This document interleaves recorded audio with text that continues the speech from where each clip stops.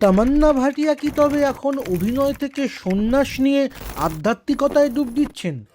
বিজয় বর্মার সঙ্গে বিচ্ছেদের গুঞ্জনই কি তাকে আরও বেশি ঈশ্বরমুখী করে তুলল?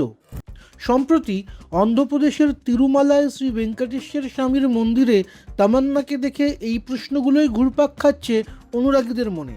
একদম সাদামাটা সাজ, হালকা গোলাপি চুড়িদার আর লাল জরিপারের উত্তরীয়তে তাকে দেখে চেনার উপায় ছিল না যে তিনি গ্ল্যামার জগতের প্রথম সারির একজন নায়িকা। প্রসাধনীহীন মুখে, কপালে ছোট্ট একটা টিপ আর মাথায় খোঁপা, এই স্নিগ্ধ রূপেই তিনি হাজির হয়েছিলেন মন্দিরে। ভোরবেলাতেই পৌঁছে গিয়েছিলেন পুজো দিতে, কিন্তু অনুরাগীরা কি আর তাকে ছাড়েন? ভিড় জমে গেল সেলফি তোলার জন্য। তবে তমান্নাও বেশ হাসি মুখে সবার আবদার মিটিয়েছেন। পুজো সেরে ভক্তদের সঙ্গে ছবিও তুলেছেন। ভাইরাল হওয়া ভিডিওতে দেখা যাচ্ছে তিনি জোর হাতে খুব মন দিয়ে প্রার্থনা করছেন। আসলে ইদানিং তামান্নাকে প্রায় বিভিন্ন তীর্থস্থানে দেখা যাচ্ছে। 2025-এর মহাকুম্ভেও তিনি গিয়েছিলেন। মহাকুম্ভে গিয়ে তিনি বলেছিলেন যে কষ্ট আর যন্ত্রণা থেকে মুক্তি পাওয়ার জন্যই মানুষ ঈশ্বরের কাছে ছুটে আসে। এই বিশ্বাস আর ভক্তির টানেই নাকি তিনি বারবার এমন জায়গায় যান।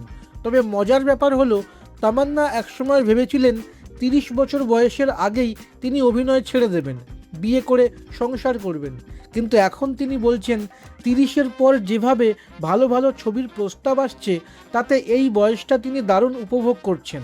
তার মানে আধ্যাত্মিকতা আর অভিনয় দুটোই দিব্যি তাল মিলিয়ে সামলাচ্ছেন আমাদের প্রিয় বাহুবলী অভিনেত্রী।